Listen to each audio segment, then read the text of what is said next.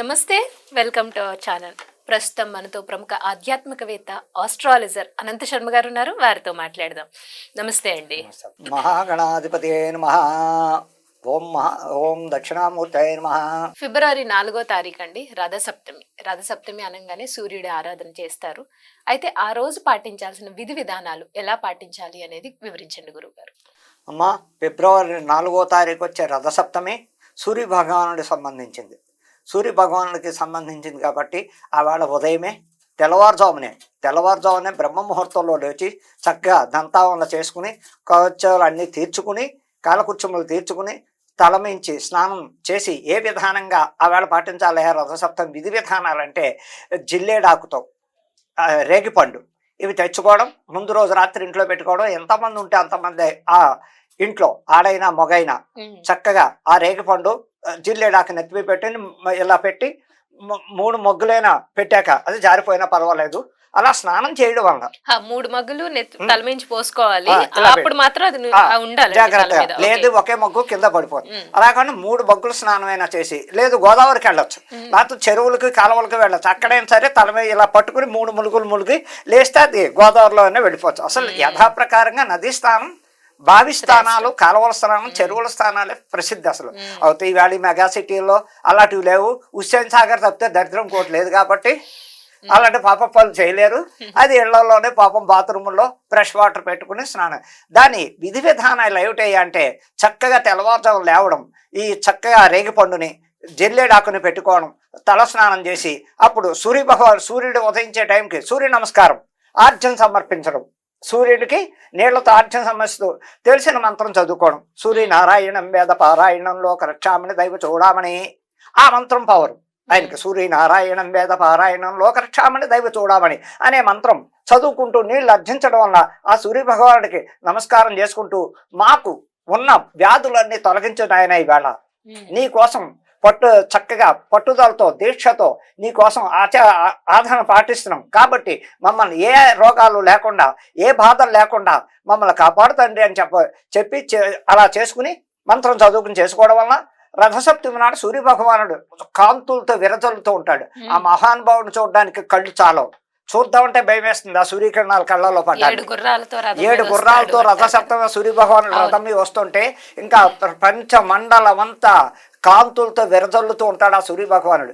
ఆ రోజుతో ఉత్తమైన ఫలితాలు ఏమిటాయి అంటే ఈ వ్రతాన్ని ఆచరించిన వాళ్ళకి, ఈ వ్రతం చూసి వాళ్ళకి, ఈ వ్రతం చేసుకున్న వాళ్ళకి సూర్య భగవానుడికి ప్రసాదం ఏమిటాయి అంటే ఆవేళ ఆవు పాలు, బియ్యం, బెల్లం ఎంతో చక్కటి కొత్త పాత్రలో, కొత్తది తడవచ్చు, స్టీల్ అవ్వచ్చు, వాళ్ళ ఇష్టం ఏ పాత్ర అయినా చక్కగా పిడకలు, ఆవు పిడకలు, ఈ హోమానికి వాడే పుల్లలు చక్కగా దాని కింద ఏర్పాటు చేసుకోవడం, దాని మీద కర్పూరం వెలిగించి ఆ పాత్రను దాని మీద పెట్టి పాలు పొంగించాలి. ఆ పాలు పొంగే టైంలోనే బియ్యం వేయాలి. బియ్యం ఉడుకుతూ ఉన్నాక దగ్గరకు వస్తుంది, ఉడికిందన్న టైంలో రెడీగా కొత్త బెల్లం రెడీ చేసుకోవడం, ఆ బెల్లం అందులో వేసి చక్కగా ఉడకబెట్టాలి. అన్నీ అయిపోయాక ఆ దాని నుంచి ఆ గిన్నెను దింపుకుని చక్కగా సూర్య భగవానుడి చిక్కుడాకులో ఆ ప్రసాదాన్ని 3 ఆకుల్లో తులసమ్మ దగ్గర పెట్టి 3 ఆకుల్లో ప్రసాదం వేసి, అలాగే చిక్కుడుకాయలు ఒక 8 12 తీసుకోవడం, పుల్లలు అగత్తు పుల్లలు కానీ వెదురు పుల్లలు కానీ ఏదో ఒక పుల్లలు దగ్గర పెట్టి రథాన్ని తయారు చేయాలి. ఆ చిక్కుడుకాయలతో రథాన్ని తయారు చేసి చక్కగా అక్కడ ఆ తులసమ్మ దగ్గర పసుపు కుంకుమ చుట్టూరు అంటే పద్మం వేసి ఆ పద్మం మీద ఈ చిక్కుడు రథాన్ని పెట్టి అలాగే అర్చించాలి. సూర్య భగవాన్ని అర్చిస్తూ తులసమ్మ మంత్రం చదువుకుంటూ ఆ మహానుభావుడికి ఈ చిక్కుడాకులో ఉన్న ప్రసాదాన్ని నివేదన ఇచ్చి, తండ్రి నీకు మాకు చేతనేంత మటుకి నీకు రెమెడీ చేసుకుంటున్నాం, నీకు ప్రసాదం నివేదన ఇస్తున్నాం. ఆ ప్రసాదం స్వీకరించాక మాలో ఉన్న ఏ బాధలు ఉన్నా, ఏ వ్యాధులు ఉన్నా మాకు లేకుండా చేసి మమ్మల్ని ఆశీర్వదించిన ఆయన అని అప్పుడు ఏం చెప్పాలి? మళ్ళా ఇదే మంత్రాన్ని కంటిన్యూ చేయాలి. సూర్యనారాయణం వేద పారాయణంలో రక్షామణి దైవ చూడమని అని భాస్కర్ గాయత్రి చదవాలి. భాస్కరాయ విద్మహే మహాజ్యోతికరాయ ధీమహి తన్నో ఆదిత్య ప్రచోదయం. అది కూడా వచ్చిన వాళ్ళు ఆ భాస్కర్ గాయత్రి, సూర్యనారాయణ గాయత్రి చేసుకుంటూ ఆ అమ్మ తర్వాత గాయత్రి మాత్రం కూడా తలుచుకోవచ్చు. ఇది అయిపోగానే ఓం, ఇందులో 2 రకాల గాయత్రి ఉన్నాయి. ఓం భోర్భవస్వరం తత్సర్వో దేవస్సదేవే ధియో యోన ప్రచోదయాదు, అది గాయత్రి మంత్రం. అది కూడా చేతనవుతే 11 సార్లు చక్కగా చదువుకోవడం. అమ్మ చుట్టూరా తులసి చుట్టూరా ఒక 5-6 ప్రదక్షిణాలు చేసి ఆ అమ్మకి దండం పెట్టుకుని ఆ ఇంటిల్లో పాది చిక్కుడాకుల ప్రసాదం ముందు స్వీకరించాలి. ఎంతెంతైనా స్వీకరించాక అప్పుడు సరదాగా మిగిలిన ప్రసాదాన్ని కప్పుల్లో వేసిన ఫస్ట్ టిఫిన్ తినకుండా చేయవలసిన పని ఇది. కప్పుల్లో వేసిన ప్రసాదం స్వీకరించి ఇంటికి ఎవరన్నా వస్తే ఇచ్చి, లేదు ఓ ముత్తైదుకి ఆ వేళ రేగిపళ్ళు, ఆ వేళ అరటి పండు, తామలపాకు, ఒక ఎర్రని జాకెట్ ముక్క, ఓ ముత్తైదున్న 2 ముత్తైదులను పిలిచి ఈ ఇంట్లో ఉన్న ఆడావిడ వాళ్ళకి తాంబూలం కింద ఇచ్చుకోవడం వల్ల కూడా చాలా శుభప్రదం అని చెప్పడానికి చాలా చాలా చక్కగా పరిష్కారం అది. ఆ ముత్తైదుకి రేగుపళ్ళు ఇవ్వచ్చు, ఎర్ర జాకెట్ పీసు తామలపాకులతో పెట్టి అందులో 2 అరటిపళ్ళు, అంతకన్నా దానిమ్మ పెడితే, దానిమ్మ పెట్టడం వలన ఎరుపు, ఆ దానిమ్మ పండు పెట్టి ఓ ముత్తైదుని పిలిచి పసుపు రాసి చక్కగా బొట్టెట్టుకుని ఎదురు బొట్టు పెట్టించుకుని ఆ అమ్మాయికి ఆ ఇద్దరికి వైన్ ఇవ్వడం వల్ల ఎంతో ప్రసిద్ధి చెందింది. ఆ ఇంట్లో సుఖ సంతోషాలతో ఉంటారని ఈ సూర్య భగవానుడి రథసప్తం చేసుకోవడం వల్ల అనేక రకాల ఉపయోగాలు ఉన్నాయని చెప్పడానికి ఆస్కారం ఉంది తల్లి.